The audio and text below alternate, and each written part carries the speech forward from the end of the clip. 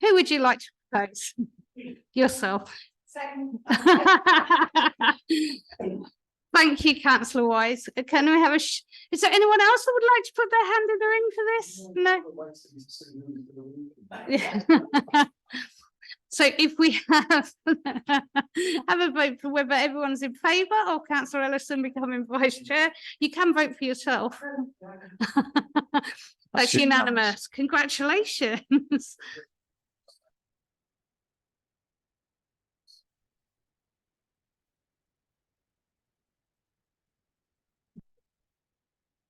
Now on to item 5, petitions, deputations and questions. Do we have any, David? None received, Chair. Thank you. And number 6 is questions from members. Do we have any? None received either, Chair. Thank you. Item 7, notices of motion. Do we have any, David? None received, Chair. Thank you. So we go to the substantial item, which is report number 147-2023. And I think it's going to be presented by Carol. So welcome, Carol. Thank you. Thank you, Chair. Thank you, members. Yes, we do just have one HR policy before you this evening, and that is our restructure policy. Just to give you a bit of background and context, the purpose of the policy is to ensure that we have a very clear approach to how we manage organisational change within the authority. That's supported with robust guidance and procedures that sit behind the policy. And together that means we can establish a fair, transparent and effective process for dealing with such situations, ensuring that we can deliver that change and comply with any statutory requirements that may go alongside that. Now, most of our day-to-day operational changes do not require such formal processes. So, for example, a change in line manager, a movement of a team from one service to another. But it is important that we have a clear process for managing larger scale change, particularly where that may have a greater impact on an employee's position, such as a redundancy. The policy has been discussed at our corporate leadership team. It's also been shared with our unions who have supported the policy. So this is our opportunity to present to you with a view to hopefully seeking your approval so we can implement the proposed policy and some of the amendments within that. There are a few key changes compared to our previous policy, which are highlighted in the report.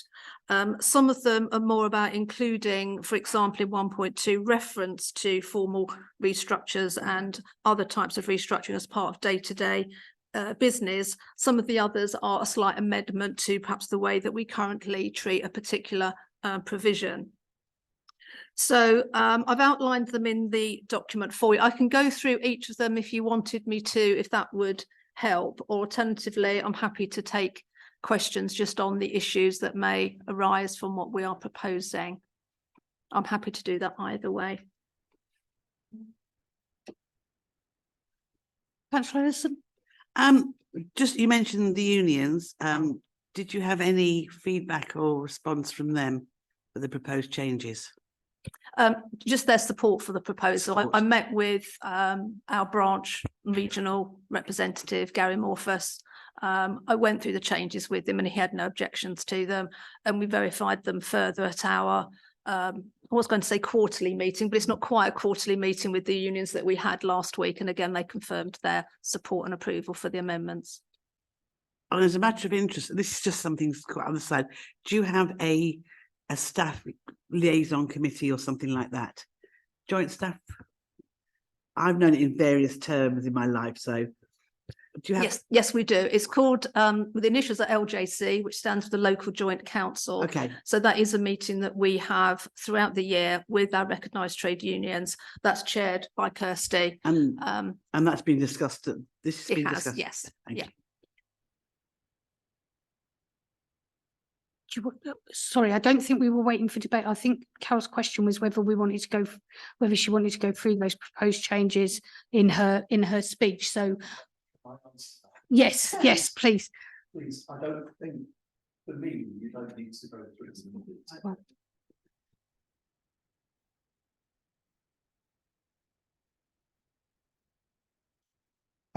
I said that I don't believe that Carol needs to go through the changes in detail.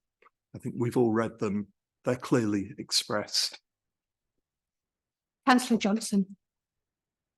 Thank you, Chair. I've got two questions, really. One is paragraph 2.4.3. Shucks, can we just hold 1 second, because I haven't opened up for debate just Oh, yet. sorry. Sorry, it beg was your just we're happy then for Carol to carry on with her presentation, just because we're happy for her not to go through the proposed changes.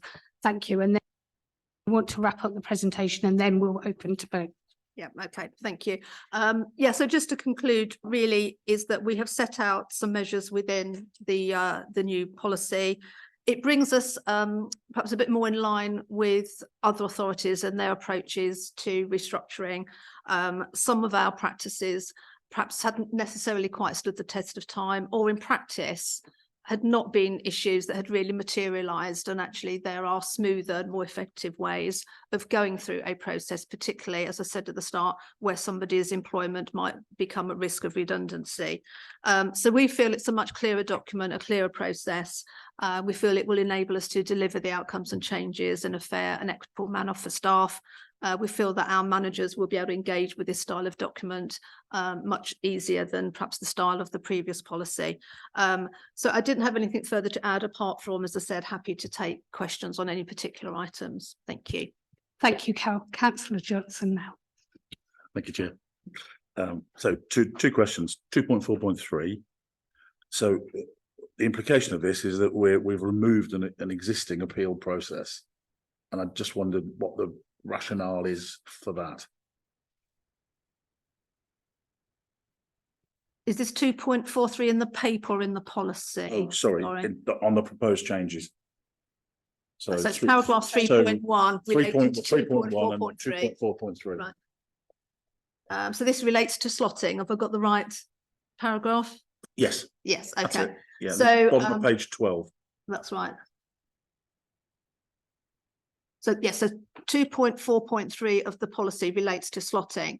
So previously our policy identified that where it could be judged that a new position was at least 50% the same to somebody's existing role, then they would slot into that role, except if there was a diminution. So for example, if there are more staff to the numbers of jobs, then we couldn't just appoint or slot somebody into that role. So what we are looking to do is to change that estimate and that percentage to around 75% of the new role. There's no scientific way of calculating that 50% or 75%. It is a bit of a judgment in looking at the breadth and the dimensions of the role, and perhaps the range of services and functions that might be part of that role. So that's what that slotting arrangement is actually about. I think you referred to an appeals process. I wasn't sure which, did you mean another paragraph? Sorry. It's in 2.4.3. The proposed changes to 2.4.3. Yes, there's two. There's two elements to 2.4.3, exactly. You're absolutely right. I hope that first bit explained. Well, anyway, sorry. So what we've also changed here is that, again, in the current policy, if somebody was not slotted, or even if they were slotted, they could appeal against that decision. Now, it's quite bizarre to consider that somebody might be slotted into a role, their employment is secured, but they want to appeal against it. You can understand why somebody may want to appeal if they feel they should have been slotted into a role to secure their ongoing employment. In practice, part of the consultation would provide for that review if somebody did feel they should have been appointed or slotted into a role. So whilst the document doesn't any longer refer to a formal appeal process, there is still opportunity for challenge, discussion and agreement through the consultation period. So in essence, the employee is not losing a right, if so to speak, or a process or an opportunity. It would just be managed in a different way through the consultation process. Can I follow through? Of course, Councillor Johnson. Okay, no, thank you. In the policy at 2.10.4, it looks like there's an overriding right of appeal if employees are selected for redundancy in any case. So that looks to me like it's a catch-all appeal, is it? Yes, that's correct. 2.10.4 refers to an appeal if somebody is ultimately made redundant and therefore their employment is being terminated, they have the right of appeal. Right. Yeah. And is that the only right of appeal they have in this restructuring process? Yes, it is in terms of formal Okay. right of appeal. So But as I it's- said, the consultation provides for ample opportunity for discussion, debate and challenge. It's Yeah. okay. I just wanted to find out if there was any confusion. That's where I was. And second question, if I can, Chair, is one of the things that the document lacks, this is the revised document, it doesn't look like it's got an effective date, but that may be me not understanding what normally happens. Okay, at the back of the policy. Yeah. We include the dates of when the documents were approved. So it records that it was produced by HR in July 23, approved by corporate leadership team in August. We'll add the date of the meeting with the trade unions, which I think is now on that version of the copy. And then we'll add the date that it was approved by, hopefully approved by Employment This Committee on the that's back. fine. Yeah, So the effective date becomes tomorrow, if you Yes, like, because we correct. approved it today. correct. So it's the next working day. Yes. Okay. Yeah. That's fine. That's me not understanding the forms. Thank you. Sorry, councillor McRobb, I haven't put my, You'd be surprised the number of people who think my Christian name is Rob. It's a common error. Yeah, I've got a number of probably fairly minor things, which I think mostly are just requests for clarification and information, because I know almost nothing about your processes. And the first one is on paragraph 2.3.2 of the actual restructure policy. And I'm looking at the line that says that one of the issues that you would consider is risk of loss of key skills and experience, which I approve completely. If anything, I'd like to see that more highlighted than it is, particularly in the context of this being a small organisation with quite a high vacancy rate at the moment, I believe. But I wanted to go on from that and ask, what are your current arrangements for organisational learning? Do you have, I mean, it's had various names in my own experience. Do you have something like a skills matrix or a regularly updated staff audit that highlights where those key skills might be before somebody becomes redundant or at risk? Yeah, we don't have a formal matrix, again, due to our size. It's on one argument, you could say, well, actually, because we're smaller, maybe it's easier to do, but actually it's our breadth and of our services, but the scale of our teams being smaller and narrower that makes that quite difficult. On the other hand, we know much more about what we have within the organisation and where we are able to look at transfer of skills. So for example, you know, we have employees who periodically might undertake additional responsibilities, which give them that breadth of skills and experience, either acting up to a role or undertaking other aspects of roles within other areas. So their skill mix becomes quite varied and enhances that, you know, breadth and value to the organisation. So we don't have a formal matrix as such, but I would say, again, from my experience of being very heavily involved in restructuring exercises that we've conducted over the 12 years I've been here, you know, our success in terms of redeployment, which means we can support and enable people to move into another role by adopting and using, you know, a breadth of skills and experience, because what somebody does in a role does not necessarily represent their full skills and experience. You know, you need to be mindful that you come with a basket of other things as well. So our ability to redeploy has been very successful. Okay, thank you. Can I follow up, Of Chair, course. with another question, which will be quite a tiny point probably. I'm looking at paragraph 2.6.1 of the restructure policy. And I just wondered, the last sentence of that, this is talking about the employee being entitled to a statutory trial period in a new job. And it just says at the very end, more time can be agreed where necessary. I just wondered how that would work in practice. Yeah, sure.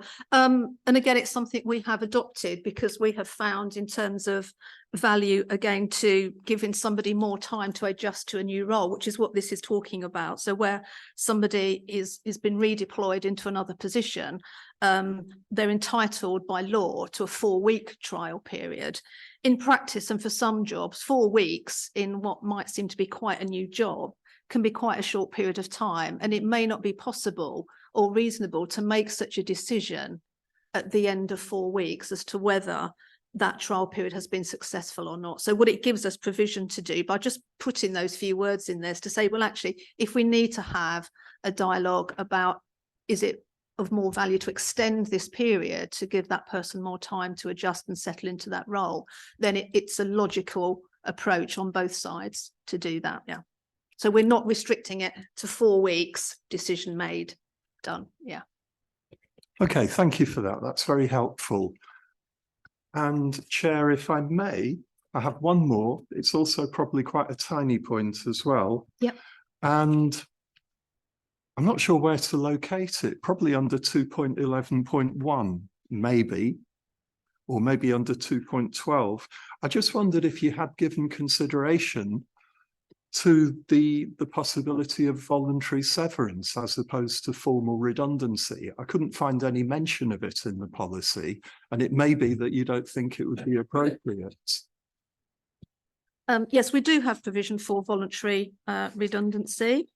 I think which yes, it is. I can't think of the top of my head. But again, voluntary redundancy is one of the measures we would always consider if we are needing to restructure, reduce numbers, because it may enable us to resolve the reductions in a way that is necessary. In fact, I know which paragraph it is because it was the one you referred to as well, I think, at the start. In actual fact, it was 2.3.2a. But again, our considerations, as you pointed out, needed to be not just around cost, because somebody may volunteer to go, but the cost could be substantially higher, or exceptionally cost prohibitive, or it could mean, as you pointed out, that the skills and experience that they have are important to keep within the organisation. So voluntary redundancy, voluntary severance, it's the same thing with us. So we don't have a different scheme that, for example, might provide for a higher severance package. So we apply statutory redundancy payments based on age and length of service. The only difference for us, as highlighted in the policy, is that we pay against actual week's pay. Yeah. Okay, thank you. And I'm embarrassed to have missed that, having asked the question on the same section. Okay. Thank you. Thank you, Chair. I'm done for now. Thank you very much. Is there any other questions? Councillor Johnson. Thank you, Chair. Just as a result of Councillor Rob asking about that, on 211, Carol, if I can. So, Sorry, Councillor Johnson, can I ask you to speak up slightly? oh, just sorry, because sorry, you're sorry. no, it's just because it is quite hard to hear on the recording otherwise. Yeah, I've got a bit of a cold at the minute as well. So in 2.11.1, what I'm used to is the calculation that's based on 1.5 weeks or 1.25 weeks or 1.75 weeks. I can't remember now. That changes with age. So what you're saying there is you follow that particular directive, do you? Yes, we do. So that model that you're talking about literally is a chart, age, length of service. It's the statutory chart that determines the number of weeks pay. As I said, the only difference for us is we pay against actual weeks pay rather than the statutory cap. Yes. Yes, okay, but the yeah, number of weeks yeah. is calculated in So exactly it's- the same way as so you it's said. more generous Yes. than statutory in that. Correct. Okay. No, I think overall, I think it's well written. I think it's in colloquial in style, which I think is beneficial, and it should allow people to understand, particularly if they're been in the environment for a while, to understand what the situation is. So I'm happy. Thank you very much. Any other comments or questions from members? Councillor McRobb. Can I just say that I fully endorse what Councillor Johnson has just said. I think it's very clearly written. I'm happy too. Excellent. Well, if there's no more questions or comments, I think we'll move through to the vote. As you're aware, votes taken in the Employment and Appeals Committee, it means that the policies then are taken forward by the organisation. So we are voting. We're proposed to approve and update the updated restructure policy, which I would propose. I would ask for a seconder on that. Thank you, Councillor Ellison. And then those in favour, please. Unanimous, Chair. Thank you. Thank you very much, everyone. So as we now know, the date it will be approved will go on for tomorrow. So then it will be approved and taken forward. Next item is on dismissal appeal hearings, and it's a verbal update again from you, Carol. Thank you, Chair. Yes, recently I presented to the member constitution group, and that meeting included Councillor Johnson, yourself, Chair, and Councillor Waller was there. I don't think anybody else from the Employment Committee was there. But we had, I presented a proposal and a consideration to amend our officer procedure rules and the Constitution with regard to hearing of appeals when an employee is dismissed from the council. We talked about whether we were aware of what practice currently was undertaken by other authorities. And as I mentioned, they vary quite considerably. So there's no real weight one way or the other, but there certainly has been more of a move within local authorities to move the member appeal process into an officer-led appeal process. So in Rutland already within our probationary policy, if somebody is dismissed for non-completion or satisfactory completion of their probationary period, that appeal is already heard by officers rather than members. And in addition, in the restructure policy that you've just gone through, we included at the end that any dismissal appeals arising from being made redundant would be heard in line with existing policy. And in addition, our grievance policy, although that doesn't result in a dismissal, the highest level of grievance, again, is considered by officers rather than members. So the proposal was put forward to move away from a member appeal process and to have that managed by officers. And that would be most senior officers as you move through the hierarchy, depending on where that dismissal may have taken place. It was also recognising that we have very few. The last member appeal that we had against a dismissal was actually back in 2012. And I remember it because I was here and it was one of my first welcoming stances and approaches to Rutland Council, which is why I first obviously started working with Councillor Gail Waller as well. So we do have very, very few. And as I said, it would also be consistent with our probation and grievance policy. So just to recap, the proposal is that any appeals following any reason for dismissal would be heard by officers. And just to be clear, this would in no way be detrimental to employees. They still retain their right of appeal. It is the process of who hears that appeal that would change. So rather than be presented to individuals such as yourself, it would go through the organisation and clearly still be attached with HR and, if necessary, legal support as well. Thank you. Thank you. So to clarify, just for under governance procedures, because I know, as you said, we heard this Constitution Committee were in favour of this change because it was felt it brought it in line with everything else and made everything tidy. And there were questions asked around and we were reassured that it wouldn't affect anyone's rights within the organisation and that they were still fully protected, which was very important to us. I just for with governance housekeeping, because it's been to Constitution and now it's come here, I'm not sure who makes the decision. Would that be a council decision to be made, or would that go through as a constitutional committee to council for their approval? Is it a change to the Constitution, I think I'm asking, as opposed to a policy? Well, sorry, what this committee can agree is the changes to those existing policies. So that is what we're asking to seek approval for here, because the Constitution would refer to existing policies, yes. But we wanted to go through the Constitution Review Group to get the support before we brought them here. So this, in essence, as approval, would give us approval to amend those current policies so that the appeals are referenced that result in dismissal to officers. Yeah. Thank you. And then so just a housekeeping, just for procedural, are we able to make that now without a formal report, or would it need to come back with a formal report to do the agreeing? Just So you can approve it this evening if Councillor Carol proposes the changes. Then if we have a proposal and a seconder for those changes and then get voted on that, we can approve that this evening. Okay, Yeah, so it's sorry, every, Chair, just to clarify, I did check that with Angela Wakefield. thank you, beforehand, yeah, and thank I you. just thought I'd get the housekeeping in order just so we know. Well, I'm happy to propose it, and I don't know whether councillor Johnson would be happy to second, bearing in mind we also were in the constitution. I think that keeps it very tidy if everyone else's agreement is agreed with that on the committee. Yeah, I'm willing to second it, although there may be some other members that weren't there that might want to comment, because I think, Yes, I do think we all need to be clear on what we're voting on. yep, Very for sure, precisely for clear. sure, I would open it up, don't worry. So I've got councillor McRobb, councillor Ellison, and then did I see councillor Payne? Short comments. I would entirely approve this.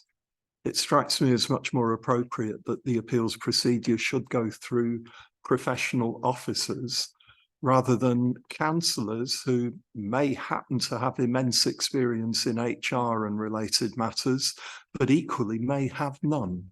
I think this is a much better way of doing things. Councillor Thank you, Ellison. Chair. I would endorse councillor McRobb's comment. My only one is quite amusing. Presumably in place is the system for the chief exec. Who does he? Yeah, That's a very relevant question. And actually was one that was discussed. It was, I think, we in did, the we meeting asked the as same well. it's Um, always asked everywhere. There are certain posts that have special procedures attached to them called designated independent person, I believe, and that is the chief executive, the section 151 officer, Oh, Angela special. Wakefield as our monitoring officer. So they have specific procedures attached to them if for whatever reason we found ourselves in a process that resulted in their dismissal, and that does include external independent review, and actually it does include member involvement as well, so those Okay. are slightly different. But Yes. you'd never want just members to look to them, I don't Mm. think. I think you need to bring. the Yes, it does. officers in. Yes, it does. so Yeah. I would endorse, but thank you for that. Thank you, councillor Payne. Thank you, Chair. I have a note from Councillor Waller, who may not be here in body, but as we all know, is always here in spirit. And it may be actually something that refers to what you were just saying earlier, which is that according to her, the Constitution Committee is content that there is a robust appeal procedure without involving members. So obviously, the conversation you were making earlier, I'm just bringing her comment in to support that. Thank you very much, councillor Payne. Any other questions, comments? Sorry, councillor Farina. Yes, hello. So you said that this would be a decision that would be made by officers. So would this be like a panel? And how would who would be responsible for signing? Would that be the chief executive? Would the chief executive sit on this panel, or what would the makeup of the panel be? Yeah, okay. It would be somebody more senior that had made the decision previously to go ahead with the dismissal, and it would be somebody independent to that decision as well. So it might be another director who hasn't been involved in that decision, or it's not within their directorate, or it might be the chief exec if it's a more senior person. So what we look to do is have a panel. It is chaired by one person. They would have some HR and policy advice attached to them as well, and that would either be within the organisation or sourced externally. So yes, an appeal panel would be an independent set of more senior managers that had made the decision. Yeah. Any other comments, questions? No. So we'll move to the vote. Sorry, councillor Johnson. Sorry, just it repeats the point I made earlier on. Could Carol just make sure we're all clear about what we're voting on?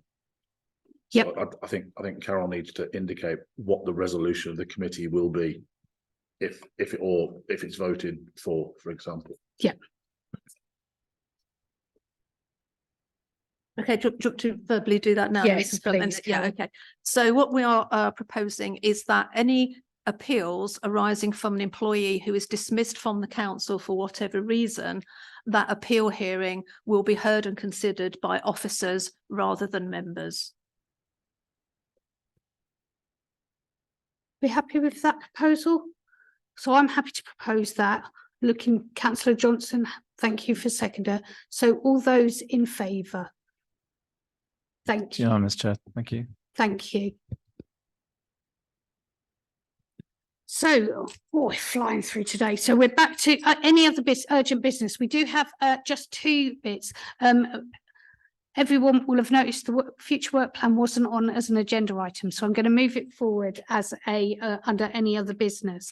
In conversation with Councillor Waller, as you say, she is always present. I had a meeting with Councillor Waller just regarding the level of vacancies and the staff movements and things. I'm sure other members have also had some slight concerns. Now, we did have a paper a while ago come through Employment and Appeals regarding this, but Councillor Waller and I thought that actually it would be worth us taking a deeper dive look into it. Since then, I have had a meeting with Carol to see whether she felt that was also appropriate and would be beneficial for us to do that piece of work. And we would be looking at questions, so analysis of the staff movements per year in departments, so that as members we could see whether there was any patterns around that. Whether there's any departmental specific initiatives, i.e. I know, for instance, that we pay our social care staff some initiatives for them to come to work. I'm sure there are also other departments that are doing some initiatives. So it would be kind of bringing that work together so that we can see where initiatives are being paid and whether that's beneficial and whether that is working. And then also the plans on future recruitment retention in this post-COVID world. So we now know that the issues around recruitment and retention are likely to be here to stay. The world has changed since COVID, and actually we felt, and Carol agreed, that it would be a really good time for us to take a stock as an organisation and have an actual look at that, and to see whether there were any ideas coming forward on how we were going to start addressing that, rather than at the moment we know that poor HR are inundated trying to it would be a good piece of work. It fits in as well with transformation as well. So it's not that's what I wanted to check with Carol, that we weren't adding workloads on.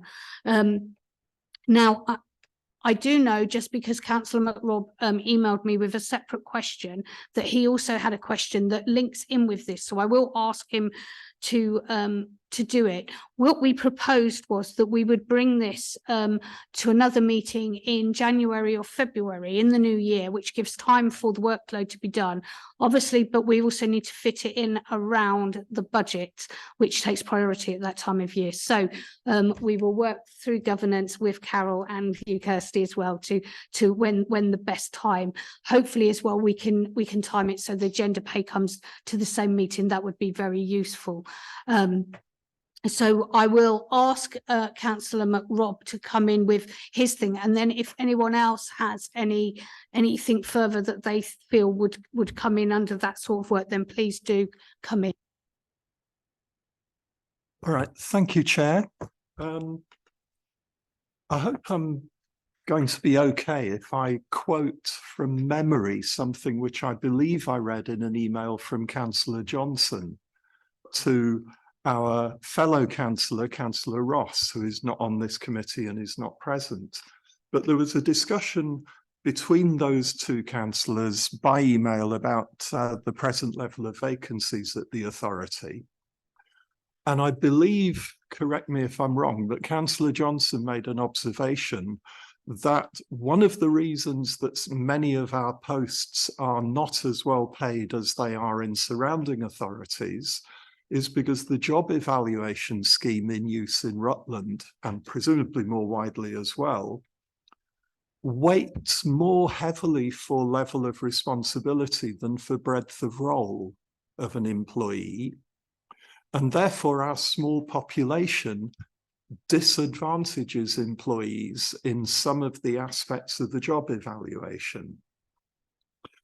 Now, from my own, not wide, but I have some experience of job evaluation in different contexts in the past, And it seems to me that they often represent a rather generalized solution that often doesn't fit the specific context where you're trying to apply them.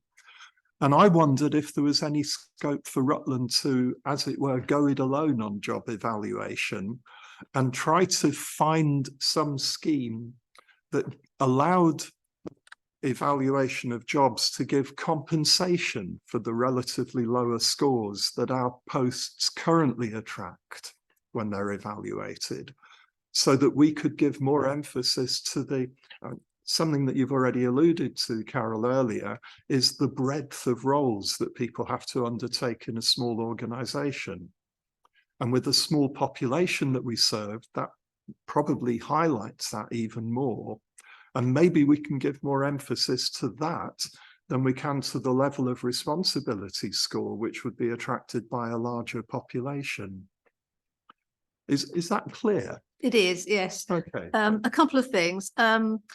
You mentioned about going it alone on job evaluation. We already do. So each organisation, each authority undertakes their own job evaluation against your own local factors. So within Rutland, the scheme that we have is slightly different to Leicester City, to Leicestershire, to Lincolnshire. So, you know, they adopt different schemes. There's the national scheme, there's Hay, and there's various other schemes. So every authority undertakes their own job evaluation, which enables you to ensure that your local factors are considered within that. So, for example, you wouldn't look at a strategic director of resources in Rutland and look at strategic director of resources in Leicestershire and look at their job evaluation scores, because they would be a different language, because they would be on a different scheme. So you look at your roles within your specific organisation and what is called your rank order. So what you do when you evaluated all your roles, you end up with a rank order, which goes from roles that have less number of points because they carry perhaps less range of responsibilities, less requirements in terms of qualifications, experience or whatever, compared to a strategic director role that has multiple breadth of responsibilities, challenges and accountability. So that is your rank order. And then your grade points, and it's your pay structure that determines the pay issue. So I think what often happens is that job evaluation gets blamed or closely associated with actually what are pay market issues. And that's really what we're talking about. So you could bump everybody up a grade and give everybody lots more money and say, there we are done. Apart from the fact that Kirsty and Councillor Johnson would growl at me quite substantially. And it wouldn't necessarily solve your recruitment and retention issues, because you'll still go and find somebody else who can pay more money than that. You have to look at your local and market issues, and it does play into what Councillor Harvey was talking about, and some of the factors and reports we brought earlier, which was more broader about recruitment, retention, pay, market issues. So in some parts of the business, and we mentioned social care, for example, if we didn't supplement our core pay, no, you wouldn't be able to recruit. It's what other authorities do. We are starting to look at a different pay model for them, because market supplements in that sort of area are likely to be ongoing. So you could look at slightly different market pay analysis across the organisation. But if you kept doing that, you would basically just wipe away your pay structure, and you wipe away your governance overpay. You do strange things to your gender pay gap. You start to raise alerts around equal pay. So I understand what you're talking about in terms of when you look at perhaps, again, even a planning officer in Rutland, and you want to compare it to a planning officer in Lincolnshire, you could argue the core components of the jobs are the same. In Lincolnshire, their volumes and perhaps are slightly broader, but often in Rutland, you might undertake a range of other activities as well, which makes them slightly different, which means you're not necessarily comparing apples with apples, you're comparing apples and perhaps an orange. So it is very difficult and very complex, and we do some benchmarking work, and it is quite a challenge. I understand exactly what you're saying, and I know where you're coming. I've heard the issues and the links to job evaluation many times. You can, and then Councillor Ellison. So just to be clear, I think what you're saying is you effectively already do what I was suggesting. Correct, yes, I believe we do. Okay. Yes, if I heard you correctly, I'm sure I did. Thank you. Okay, thank you. Chair. Mine's a more radical question. Have you considered organisational development and complete job redesign and lowering of skill requirements or so entry-level areas? Has that been considered as a way of filling some vacancies? Yes, can I do the second bit first? Yes. Then we'll come back to the OD bit Yeah. that you mentioned at the start. So, so things like apprenticeships, grow our own, bring trainees Yeah. in. We've done quite a bit of that. I would say we could do more. I think there are opportunities in certain parts of the organisation. We could do more of that. But where we have done it, we've had great success. And I'll quote one in particular because she works in my team and we're exceptionally proud of her. Hannah joined us in 2020, yes. So I remember we didn't meet her for a while face to face. So she joined us in 2020 as a trainee. She has over the last 3 years gone through her CIPD qualification and her apprentice standard HR qualification. So she is now level 5 qualified and level 6 qualified, and she's now an HR advisor within the HR team. And that's, you know, she's got, you know, she's on a really good journey, and we've got great successes in planning, which is a, you know, a really difficult area to recruit to. We've recruited somebody, started as an apprentice, went through 2 apprentices. She's now doing a high level degree because she's, you know, she's that great and been that successful. So it certainly does work. We've got lots of good examples. Yes, we would like to see loads more of that. I think in terms of then moving on to the first bit you talked about in terms of workforce development, organisational development, Kirsty is really, really keen to promote this. So it's great to have, you know, a finance person who's actually exceptionally on it in terms of workforce development. I'm picking her up here, you see. But I think, we're not as fast forward as I would have wanted us to be, and Kirsty knows that that's been a big frustration of mine. But I think going forward, and again, you may have seen that the new HR going forward, head of HR is head of HR stroke organisation development. So I think that sets a really clear message of intent for the organisation in terms of their expectations from that role and that person, and also for the person to come in and feel actually, yeah, you know, driving OD workforce development is a huge priority. So I hope that answers your question. A bit of a ramble. Sorry, thank you. Thank you. Or just a caution that we're running close to a debate at the moment, as opposed to just questions to add. So I'll let you come in, Councillor Farina, but just bear that in mind that we're not meant to be debating this bit, just add into questions for the agenda item. And we're meant to be saving all the debate. But as I am allowing some of Carol's knowledge to come through just now, so I'm giving a little bit of leeway on that. But Councillor Farina. Yeah, thank you, Chair. And I do apologise if I'm going on off track a little bit, so do stop me if I do. There's a few things that I've heard time and time again from residents. I was elected in May, so I'm quite new to this. Residents have said that Rutland's renowned for paying the highest rate of council tax in the country. So, and they justify it, say, how can you justify that amount of money if the service isn't worth the money? I understand that there are departments that have vacancies and whatnot.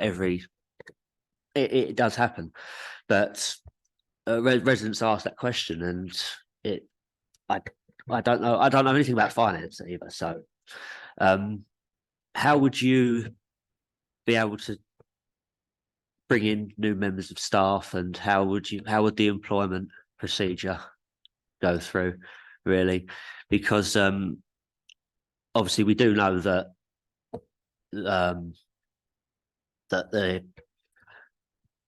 each department has vacancies, so the workload, either work rate slows down. So Yeah, I'm going off track a little bit, so. That's right. I just to clarify, so we won't, what I'll probably do is ask councillor Johnson, just to pick up with council funding outside of the meeting, because, the short story on that is 80% of our funding comes from council tax only, because we're underfunded by government. So it doesn't slip into the HR bit into employment and appeals. So perhaps, councillor Johnson, I could ask you, because it is quite technical and does take a while to get your head round. Just with regard to what would probably would be really useful is just a quick 2 minutes on how the budgets are set up so that they carry the vacancies in them, so that, because I think if we could just highlight that, that might be useful, because I'm right in thinking that on either the departmental budgets carry the vacancies forward, so to speak, so it's already integrated into the budget. So I don't know whether you could just maybe a minute on that, Kirsty, would be really helpful. I'll try to stretch it out for a minute. So absolutely. So the way we construct our budgets is, and we're enhancing it this year as well with me new to post, is very much on service design. So relating back to your council tax, what do residents get for their money? Well, we design the service accordingly, and then we'll look to resource that service delivery, and cabinet and council agree the levels of service accordingly within the budget. So and that then involves, you look at the resources required to deliver a service, so the people we need, contracts that we might need, the whole gambit of how you put a budget together. And then that gives us what we call an establishment list. So there is a level of resources and human resources within the teams linked to that service. So it's all built up as what the service is required, to what level, what the council's priorities are, cabinet's priorities, council agree. So it is built up, and I think you were referring to is the establishment list. So it is built into the budget from the start. Does that kind of answer your question? And then councillor Johnson hopefully can. Yes. Thank you. Thank you. Excellent. So, Carol, are you happy with what we're going forward for that piece of work, for the report? Yes, coming? yes, I'm clear on the brief. I'll share that in more detail with Kirsty. If there's any work I can do on that in the meantime, then I will do so. But I think, as we said, it'll be a nice, I think, introduction and report for the new head of HR in terms of a good presentation and dialogue with yourselves. Yeah. Thank you. And then I'll leave it to Kirsty and David to come up with a good date for the meeting, so that we can have that and the gender pay. It would be useful to have those both at the same meeting early next year. That would be really useful. Excellent. So then my last piece of urgent business, as it's been alluded, Carol is leaving us shortly and to take semi-retirement. So from this committee, I know, I'm sure from the whole organisation, but specifically from this committee, I'd like to thank you for the last, certainly the 4 years I've been on the committee. Your knowledge and has been fantastic, and has really, really helped us. So a massive thank you from this committee. We are going to really miss you, and but we wish you well, and don't get too busy in semi-retirement. Yeah, thank you very much. And again, there's been different members in employment committees since my time here. So yes, it's been a pleasure. I think I've always found that the committee has been a really supportive and helpful committee. I've valued the input and the comments that they've given. So, and I will personally pass on my thanks to Councillor Gail Waller, who I think I've been through employment committee with for the last 12 years. So yeah, thank you very much. Thank you. Thank you. So there's no other business. So I will close the meeting at 19:50. Thank you very much, members.